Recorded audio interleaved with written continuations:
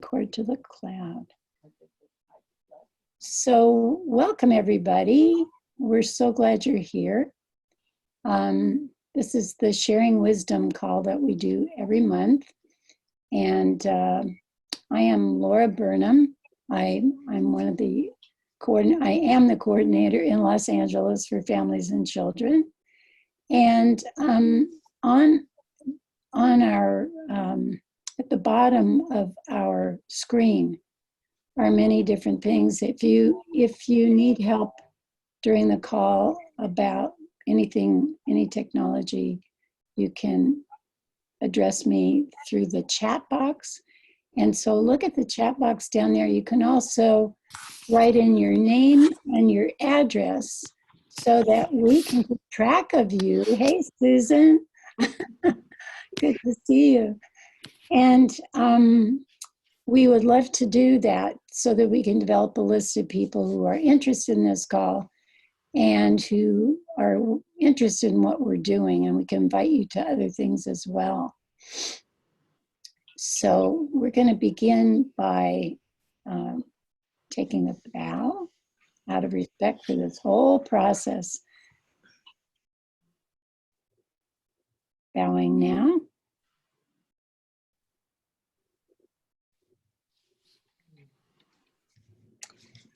So Families and Children in Shambhala has been active for decades, actually, providing opportunities to explore and hold the view for caring for children in Shambhala.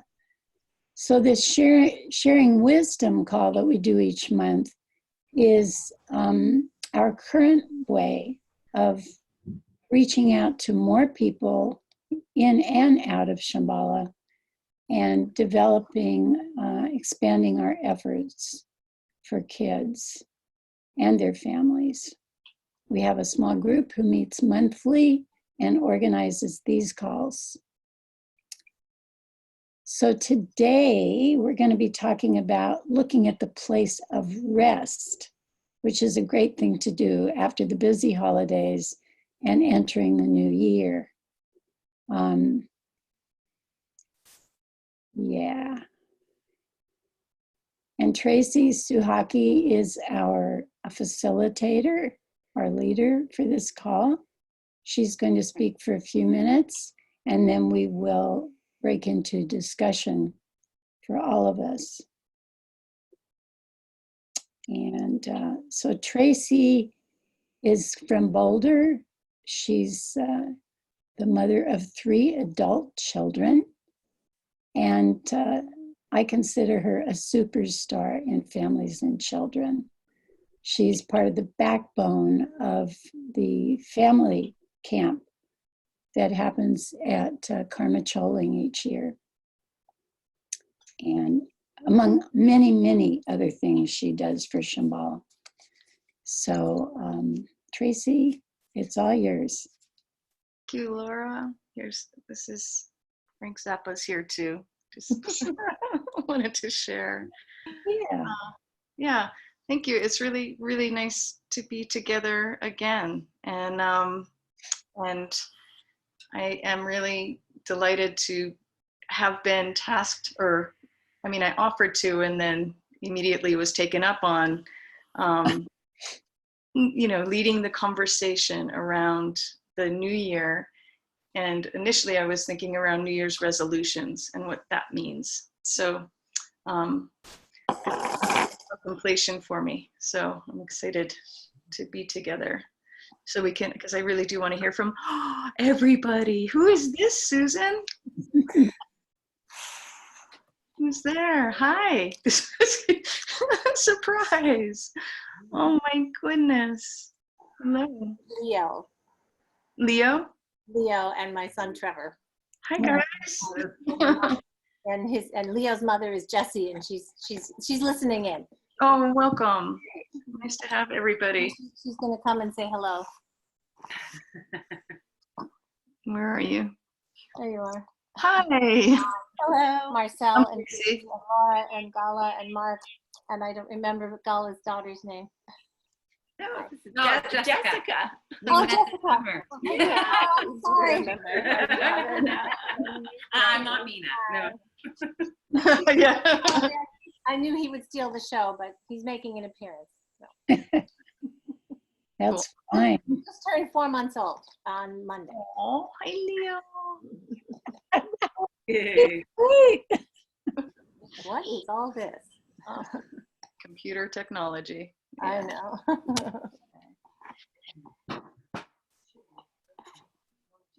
That is hysterical. Anyway, I don't know if you could hear in the background the little, anyway, never mind. Yeah.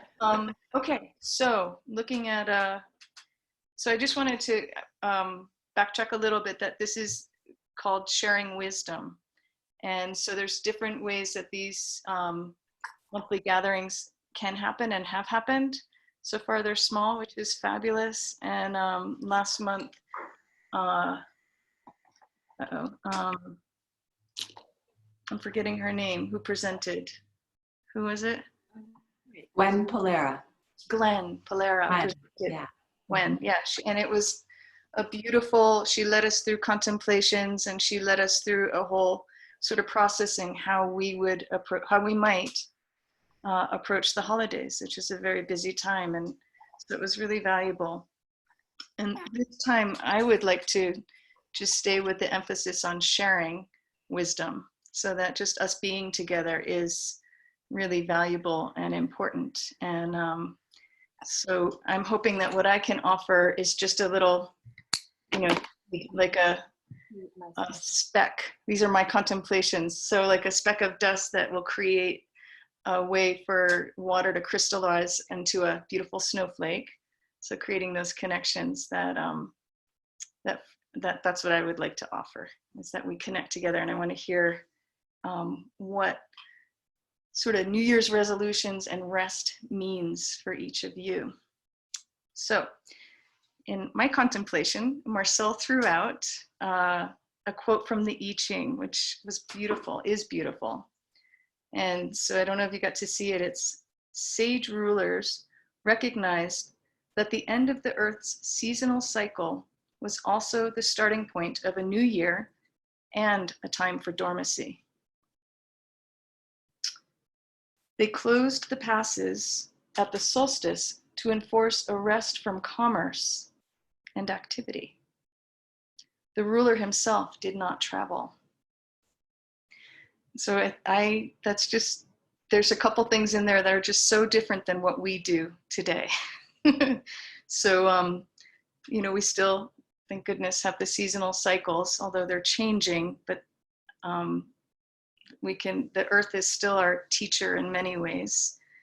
And at the time of the new year, we seem to focus currently on this is a good time to start things new, to start our resolutions. What am I gonna bring into my life that I've always wanted? And what have I been hoping to do? And we seem to be not noticing the point of dormancy, the quiet time in our current culture. And so we seem to be, it seems to me that our culture really continues as if we're in the fall of harvest, and we use our resources to create these parties and do all these gifts and really bring up a lot of energy during the holidays. And it's interesting because I think last year was the first time that I noticed how incongruent we are with what's actually happening, or how incongruent I am, just pushing with what's actually presenting itself in my life. So in terms of the, you know, what's happening outside with the earth where I live, coming into a quiet time, coming into winter, coming into rest, coming into darkness, and in places that are, you know, that don't have the winter, not the temperate areas, but the more, you know, the warmer places around the equator, they will have rainy seasons. So it's still the same, that there's a seasonal change, a seasonal rest. Let me just Roger was trying to get in. Let me just see if somebody, never mind, I'll continue. So we have a seasonal rest happening. So how can we learn from that? What can we learn? How can we pause? And what's the value of what is arising, what's being presented? So so that's sort of the contrast of you know, all the activity that we, and the speed and momentum that many of us are living in these days, and the materialistic outlook that we're living in. So, but the question that I was wondering that does come up, we can't help it coming up, is how do we approach making changes? And so, and how do we bring things that we long for into our lives? So that's what it feels like is coming up when we have a big transition into a new year. And so on a conventional level, you know, I find myself looking at, you know, what would I like to bring into my life? And, you know, things like music or taiko and walks and health and practice and family. And the list starts to grow and grow. And then that can become overwhelming. And so then I think, well, maybe if I piece it together as a puzzle in my calendar, it should work. But there seems to be something really somewhat aggressive about that. Somewhat, it's coming from a poverty of, you know, it might be for me, you know, coming from a poverty of, I don't have what I want. So, so then I can find myself in this wheel of cranking it up, of how can I fix this? How can I get these things into my life?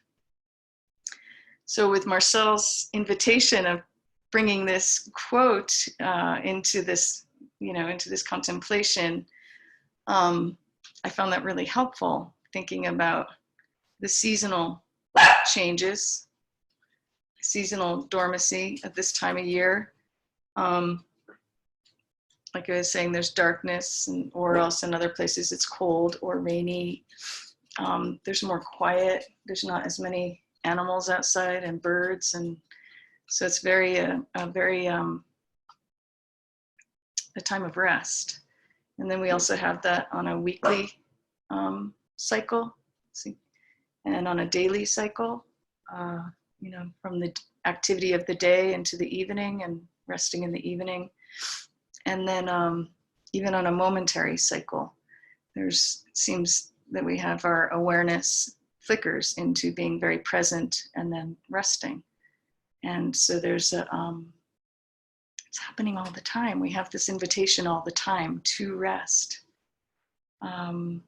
We know that when we exercise, we build strength, and then we have to rest.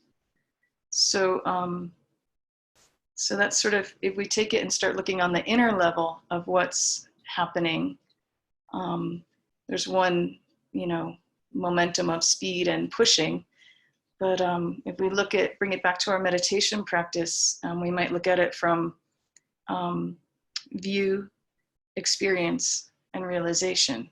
So that's sort of the path of leading to realization. So we begin with a view. And so in meditation, or in the path of practice that many of us are familiar with, the view, when we learn about the view, we're putting effort and energy into learning about emptiness, luminosity, to learning about the nature of mind. So if we take that lesson or take that approach into our life, what is view from this point of view of what we're talking about? And so back to, well, what are my aspirations? You know, when can I self-reflect and think, you know, so here I have these New Year's resolutions, or is it, what do I want to connect with in my life deeply? What are my aspirations? What's important for me? And so we can give ourselves time to look at that and explore that. And then coming to experience, we know that experiences are temporary. In Tibetan, it's called nyam. So their experiences are temporary. They're always changing.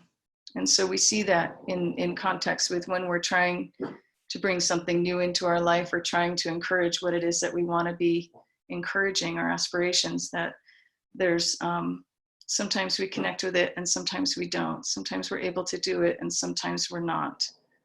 So in meditation, we find that if we keep pushing ourselves to, an aggressive way of when we're practicing, we're going to exhaust ourselves. In our daily life of activities, we know we're going to exhaust ourselves if we keep pushing. So, so in instructions, when we are doing practices, we're encouraged to really focus, bring our mind to awareness, whether through sadhana, through visualizing. And then a key instruction is to rest. So again, just resting, relaxing. So to me, this was the contemplation of what is the inner aspect of where does rest come in. So there's holding intention, exploring, reflecting, and then just letting it go. And when we can just let something go is when insight occurs. When we rest is when insight occurs. So it's not just that we want to figure out how to rest. I think that it's when we can actually relax that we can start figuring out how to approach what it is that we want to bring into our life, how we can approach connecting with what's important to us. And that insight is, I believe, what is the realization. So when we're talking about view, experience, and realization, experience is temporary, experiences change, they come and go, and we're encouraged not to hang on to them. Realization is steady. It's when we actually know something. So starting to know ourselves and know what it is, what our aspirations are, how we want to approach this life, our personal life, our experience that is temporary. I mean, it's fleeting, but how do we connect with that? So, so I was, not to answer the question of what is the value of rest as being only one thing, but in contemplating this, it seemed to me that the value of rest is allowing this insight to arise and connection to arise. And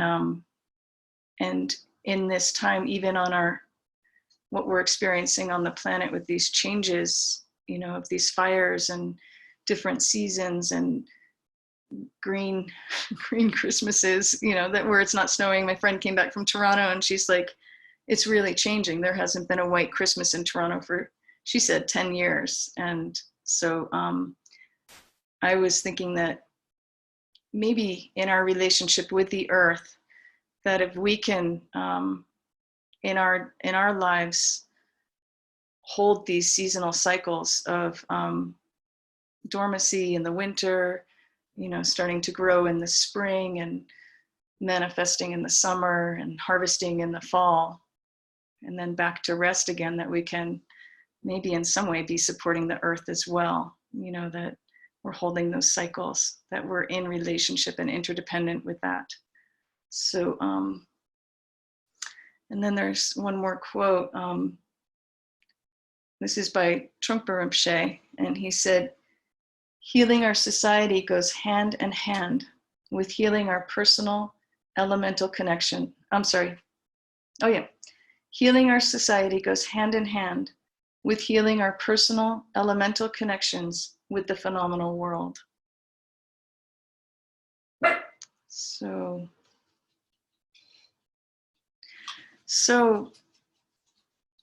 that was what I was thinking about in terms of this season where we are, in terms of how do we look at what our aspirations are and how do we bring them into our lives.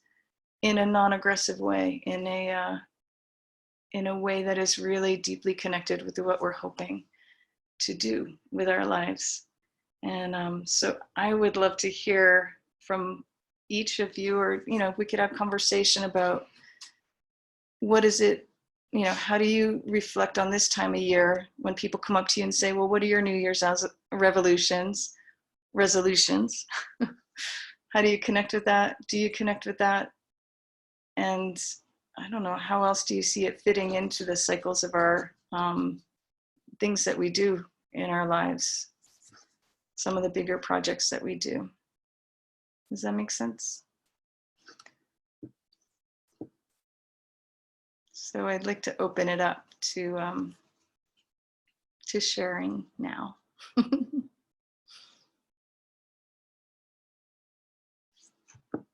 Tracy, this is so appropriate, and I feel it in my heart. This is what we all need, is at this time of year, especially before we launch into everything, to realize what is most important. And you just nailed it. So yeah, I want to hear from everybody too.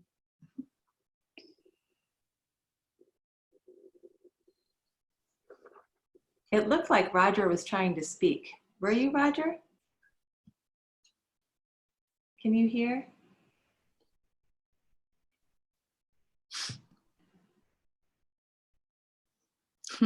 Are you on, Roger?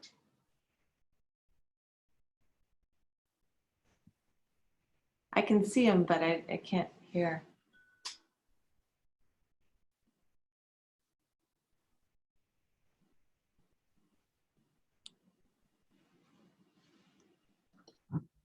Oh, maybe he's going to come back.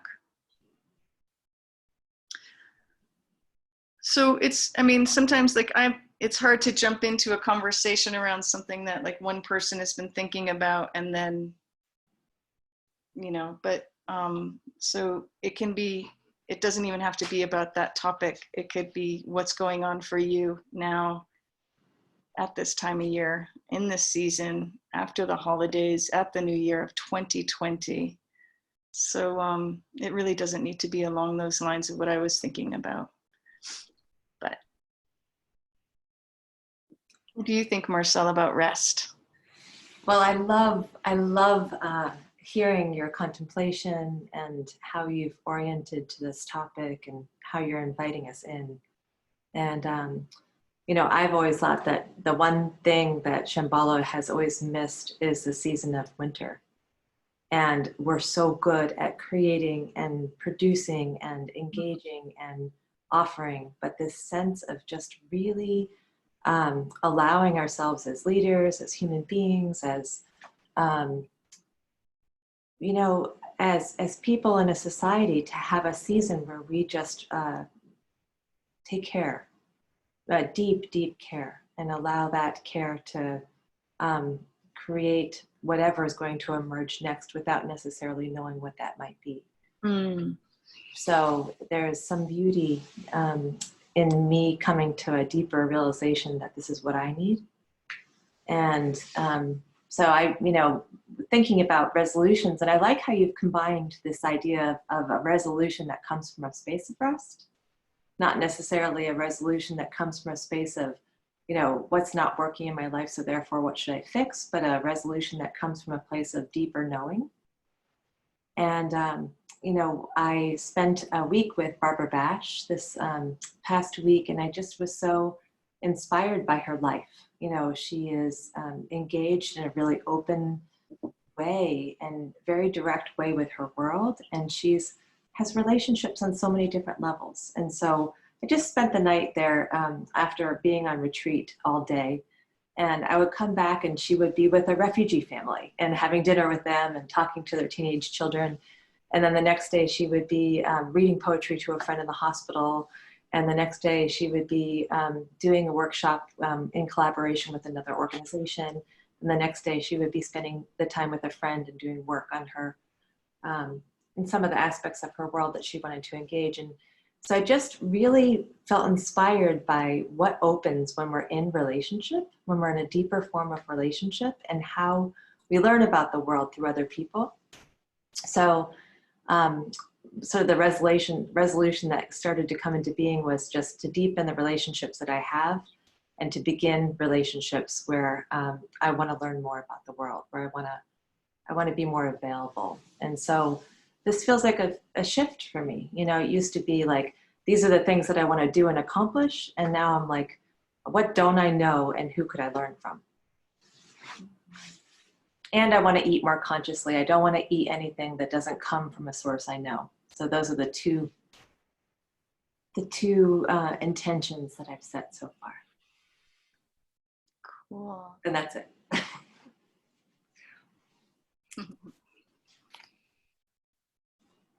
You'll have to come back for spinach pie. Oh, Susan, I took spinach pie to New York with me, Oh, did just you? in case I needed something to eat during my travels and throughout the week. Very nice. I'm definitely going to your house for spinach pie though. I've been listening to, I just finished listening to a Krista Tippett interview, the one that was posted recently by Brené Brown, an interview she did.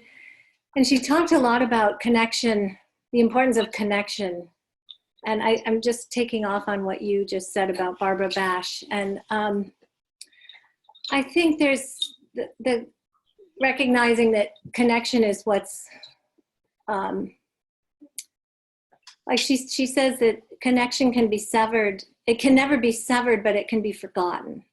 And so I think that that's, for me, this time of year is an opportunity to reconnect with. Things definitely slow down here in Nova Scotia. You know, things get canceled. You know, it's great. It's, you know, there was a major snow day on Wednesday and the whole city was shut down. Just, you know, it's lovely. It's kind of built into our culture here. Nice. It can be difficult, but it also, there's some joy around it. People are very happy about it. So I feel like that gave me you know, some in-house retreat time that I slow down because, you know, there's a foot of snow outside that's appeared. So I think that for me, remembering that connection is not just with all the outward things that I do, but also the importance of finding time to reconnect. That's what, you know, January, February feels like to me. The importance of really reconnecting. Connecting. And then I had a thought about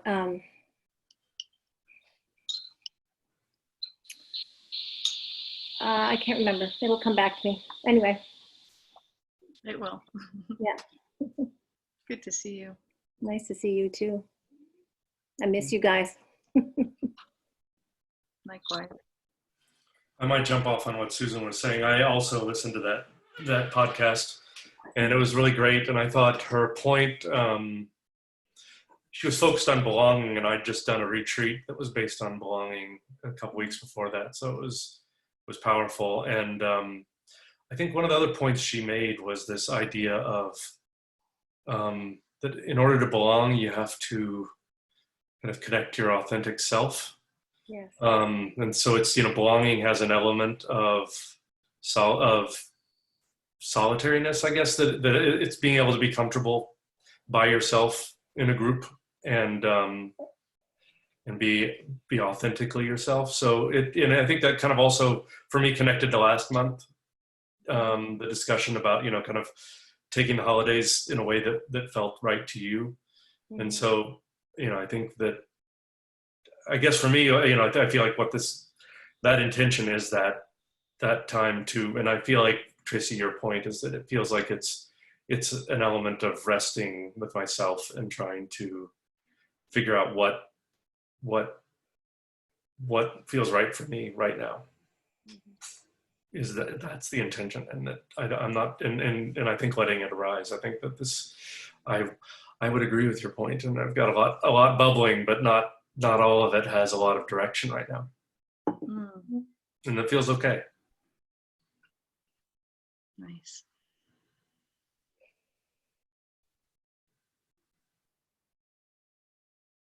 I'll go next. So I've been thinking a lot about cycles for the last year or more, and was hosting a monthly moon circle. And it's what I like about doing that is that I'm thinking about these issues kind of every month, which is really, it doesn't mean you have to be more intense about it, but just that it's kind of like you get to look at the moon and think about where am I, and you know, just kind of revisit in a lighter way ongoingly. And the question of like, what do I intentionally want to bring with me that I've already been doing? What are things that I'm doing that I no longer need to be doing? And what are things that I want to carry into the future? And so kind of looking at that. What's coming up for me right now, and I think most of you know, I finally finished school, and yay. And I thought I was going to have all this great time. I've been doing a lot of writing, and that's what I'm really excited about right now. And to write, you really need like chunks of time, even if it's just a few times a week where you have like, 4 or 5 hours where you can really just do that. And when I do, it's great. But the other work I'm doing it's about connecting and being with groups and starting groups. And there's a little bit of, it's a tension. I just started the year and it feels super busy and full, and I'm starting all these new groups and classes, but I really want this time to write. So and I know that writing isn't resting, but in a way, to me, there's a lot, for me, it kind of is in a way. There's something connected to writing and resting because it's like where I really want to be. So I'm just feeling almost the hum in my body. It's really useful to just hear this conversation, and I'm going to have to do some real thinking around my calendar because I can block out those times to not be doing, and I have to make a choice about that. So I don't know. I'm not going to tell you all my intentions yet, but I'm really thinking about how to have a little bit of both, of wonderful connection with people, and also the time to nourish myself in the work that I want to do more quietly.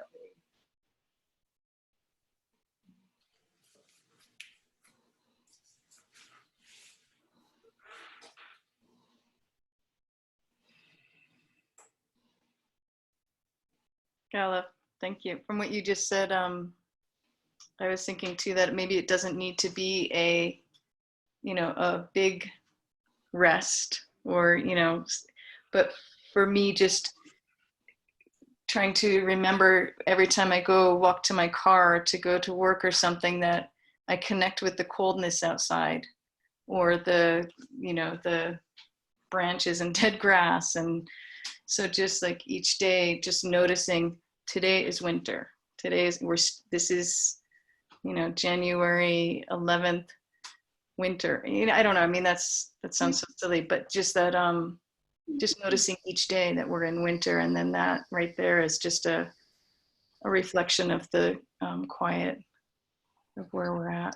Just like you're saying in the moon cycle, seeing where we are. So. No, I feel in a way I really do a lot of kind of touching base with Earth and the things I need. I think what's really hard for me, it's actually just scheduling and having to connect to, like I said, I was kind of offline for a month, and then I kind of missed probably some communications with all of you.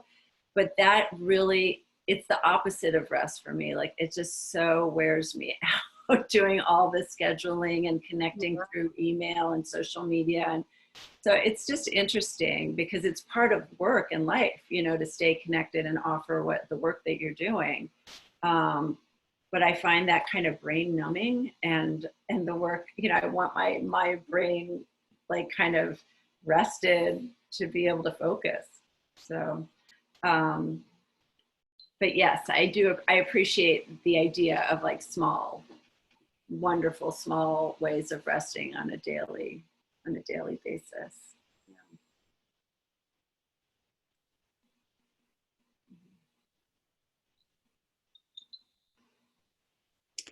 I actually have always particularly valued this time of year, and especially between the holidays and New Year. There's just a huge gap in that place. It's like, and then you know you're going to start again. But there's these treasured few days where not much is happening. And this year, I really am thinking about the whole idea of container as a Kasang, and many of you are Kasang too, probably. It's so important, especially at this time of year, to really sort of dedicate ourselves to coming back to this reference point of our meditation, of our ways that we can maintain a sense of sanity and peace and relaxation. Because the minute, that's what we're talking about, the minute we start getting embedded in all of our habitual patterns, it's lost. So that's the real question. And the other thing that's especially valuable right now is we're about to start up our Families and Children's program in LA starting in February. And we now have a semester program where it's just once a month, but we meet the third Sunday of each month in the afternoon. Several different age groups from 2 to 16, plus the parents in another room.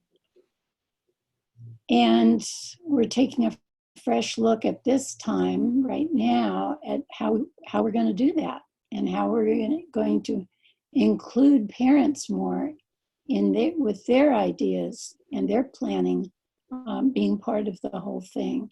So it's like we're sort of leaping into this big space where we don't know what we're going to do, but we're starting in the middle of February doing it, whatever it is. And I love what we're talking about today, because that's what needs to be maintained through the whole thing. Otherwise, it gets just cranking something out month after month. And yeah, that's it.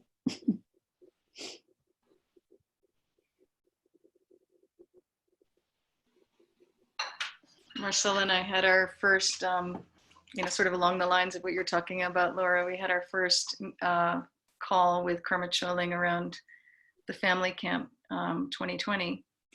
And so, for me, a real powerful example of allowing something to rest and re-arise is with family camp. And I think that, for me last year, it was a pretty profound thing to articulate that part of the magic of family camp is that we do let it rest, and then we really look at it with fresh eyes and bring the whole thing back together, not in the same way, not as a program that's already figured out, although elements of it are, but that it's very fresh every year, that it's a new arising. And so when we're able to do that, then I feel like that's how we access magic. That's how we access the power of creativity and life force. So that's why that program feels so alive, I think, that we're not just doing some dogmatic thing over and over again. And so again, same thing with the things that we do in our life, like playing music or connecting with people, that it's very fresh and alive. Amen.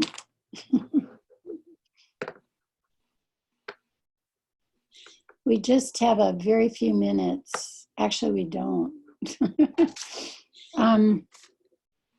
Maybe one last thing, and then Tracy, the way we have this scheduled, you get to make some closing remarks. And then what we'll do after that is anybody who needs to sign off on time can do that, or even beforehand. And then we'll spend the last 10 minutes deciding what to do next time and who will do it, who will facilitate that. So are there any last words on what we're talking about today?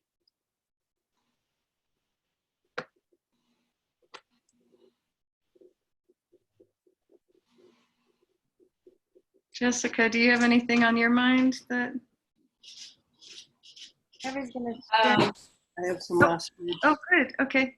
And then Jessica. has to be. The topic was rest, right? And yeah, I was just sort of thinking about rest and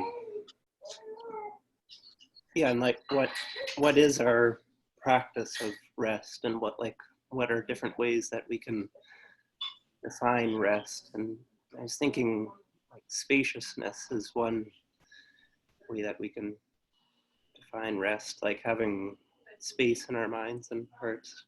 I was thinking about meditation as just like the basic practice of resting in a way. So it's nice to have a tradition that we have, that like really valuable practice of resting, even though it's not necessarily always seeming like a resting experience, meditation. But yeah, I think it's, I just had that thought, just like the busyness in our minds versus rest, and how can we encourage more rest and space in our lives. And I feel like meditation really makes sense as the best way to do that. Yeah, that's all. Thanks, Trevor. Member.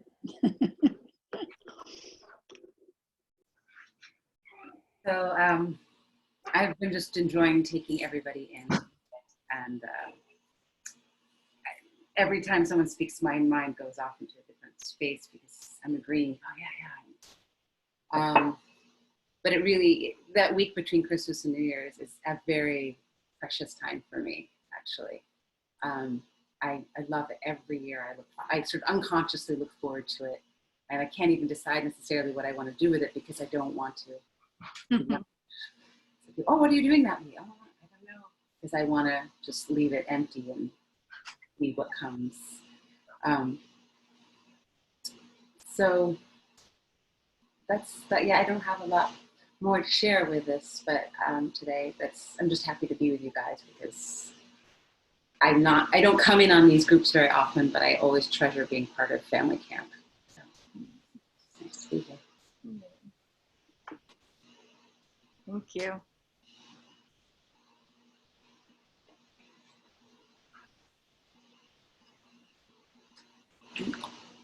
Yeah. So should we wrap up, or? Yeah, I think we should, because we're getting real close to the end of the hour. Okay. So thanks, Jessica. I think that, part of the inspiration of doing this gathering, this monthly gathering, is so we can see each other, be together.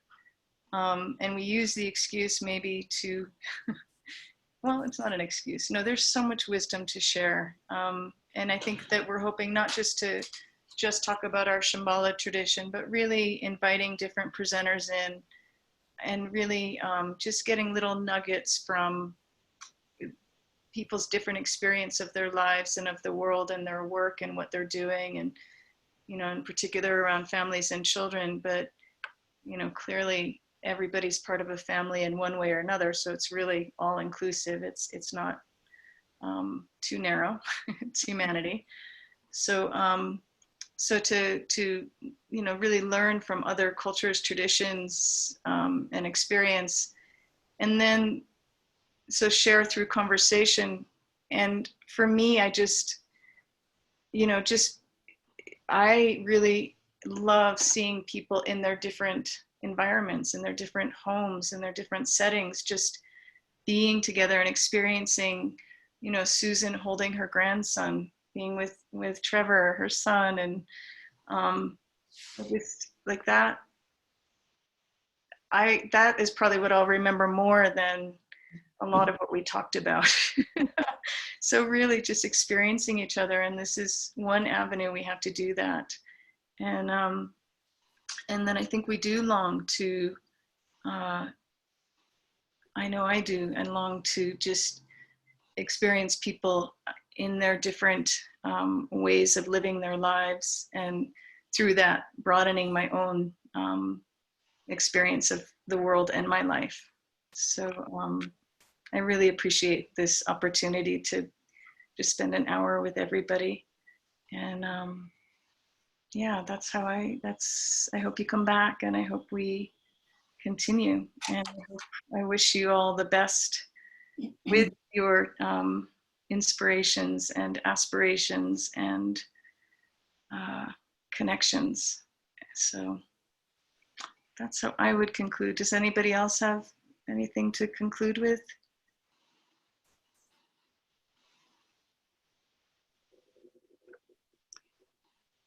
I can just say that I really, really appreciate those of you who have come on the call and have been here before too, because by doing that, we're making this a real thing that happens, that can build and expand and bring a lot more wisdom to our intentions as we work with families of all kinds. So I might add on that, just I apologize for extending the call too long, but I just was putting together something Gala said on scheduling, the comment on meditation, and what you just said, Laura, but also what the talk was last month. And it just struck me that and the comment on meditation is that I felt like what I feel like works is the scheduling, the making things regular. And I've experienced, you guys are probably much more developed meditators than I am, but I've seen the difference between, over the last 3 or 4 months, having a really solid meditation practice that is scheduled versus my attempts at it and my valiant and in authentic attempts to do it regularly. And I think that it's that point of just showing up, and I think that it's a little bit like that rest, maybe like our meditation practice, needs to be scheduled. And it's just, and it is that, it is, going back to last month's talk, is just to say, is to giving yourself that permission to say, I'm, and I was thinking of you, Gal, and you're just, like, it's just like, just making that a time, like, do we take time to just say, like, these are 2 hours or 3 hours that are non-negotiable. And, I did this last week, I did a 1 hour walk that was just doing nothing. And it was just, and I think that was, it wasn't meditation really. But it was, something that was ended up being scheduled in just an hour. And I just wonder whether it doesn't connect to that kind of being willing to say, I need to make this rest scheduled. It's also catching those moments as well. But I think that it seems like to me that it's giving yourself that permission to say, I'm going to do this. And then I think having that habit, just like we're doing here, if we just get together, I was just thinking about all that scheduling, is that to the extent that our groups we're in can just become regular, then it doesn't, and also allow you to not have to worry about, like, maybe you don't have to come every time, and you just can show up. And then if it's there all the time and enough people show up, it becomes a little restful because we're not stressing about the schedule. So it may be that I'm thinking about our own family planning that we need to be doing for our next Bodhi school. And I just think maybe we just need to, just like we have a regular meeting for Sunday to have our Bodhi school, is that we have a regular meeting for planning, just like we're doing here. So anyway, that was regularity to me feels like it could create that space that would make it restful instead of adding stress. Restful rather than stressful. Anyway, sorry to extend things, but I just. That's great. Thank you, Mark. Yeah. And one term that I use for myself is actually protecting my practice space. Mm-hmm. That's actually a priority to me, is to protect this space, because it's easy to just give it away in other tasks. So, thanks. Okay. So our next Zoom date is actually going to be February 8th. Speaking of schedule, it's always for now. It's going to be the second Saturday of each month. So you can kind of put that in pencil, at least, on your calendar. What day is February? Sorry. February 8th. I was just noticing Mark put his contact in the chat, like you had mentioned at the beginning, if anybody wants to be added to email list. Cool. We're going to just continue this as part of our regular practice, so that we can be sending an email out to people, inviting them each month. Great. That's great. Yeah, if you're invited directly, that really makes it extra special. Not just on some Facebook thing or whatever. And do we have is Mark, are you on for next month? Well, I guess the only question is, I was going to ping. I have reached out and sent, as some of you may have seen, I sent a pretty long invitation to Brother Fulfillment. I have not heard from him, and speaking of rest, XR was supposedly on a rest all the way through just the 5th or whatever. I checked in with him. I thought I checked in with him, but maybe I haven't. I haven't heard from him. He hasn't responded to my December 27th thing yet. He had previously said he was into it, but so I'm happy to do it. I just haven't got any confirmation from him that we're on. So I don't know if we want to.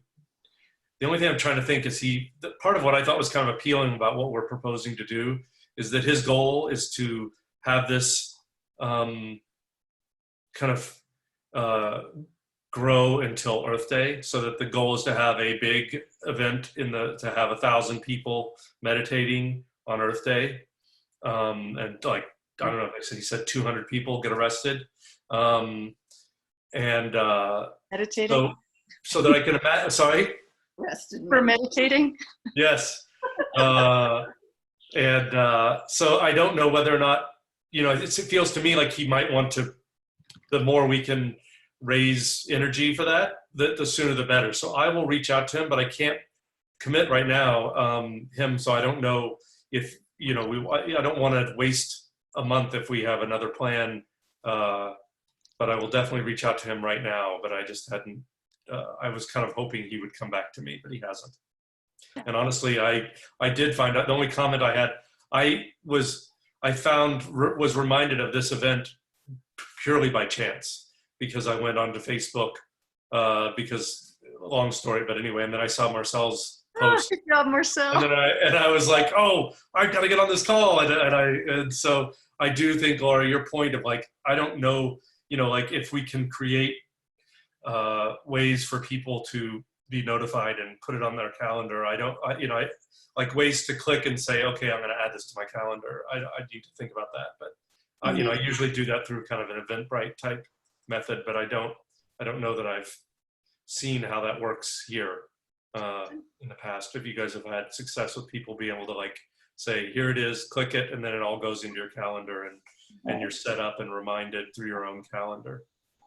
We need your help, Mark. Yeah, it may be Eventbrite, but I'll have to look at that. But I don't have the answer right now. Zoom, you know what? I think I did see, I started researching, I think Zoom may have an ability to schedule meetings. So it might be that we just need to create a scheduled meeting for Zoom. I'm not looking at the network, endlessly, but are you posting it on the Shambhala network? Shambhala announce. How did you see it? Marcel. On her Facebook? Me The too. Facebook thing? You guys too? Yeah, maybe I saw it on the network. I might have caught it there. But it was Marcel that brought it to your attention more so that you were here. Yeah, Facebook. that's where I went to click the Zoom good. call, which is really that's how easy it has to be for me. Yeah. If that Zoom link is there, fine, Okay. then I can do it. Noted. What about Shambhala Times? Is it worth putting an article in there about this series, that this is a new series? It's a great idea. Mhm. That's a good idea. Yeah. I'm going to say goodbye to you all because I only have a half an hour of rest coming up right now for the rest of my day. So I'm going to go have my half hour. Out. Hello. Any of you who want to stay on after that, we're doing this late, but let's do that. So anyway, I'm happy to look into that. My only thing is I don't know, like I don't, like I said, I don't want to waste if we think we should put a solid plan in, but otherwise I can follow up with him and revert to everybody as to what the next step is with him. But I appreciate that we really need to make this more powerful and better marketed. We need to get the topic and the marketing out as soon as possible. Right. Yeah. So I have a proposal. Why don't we just pick another topic, and that will either take place on February the 8th or March the 14th. And I do think it helps to front load our topics for a couple months in advance, because it's just not enough time to connect with someone, articulate the question.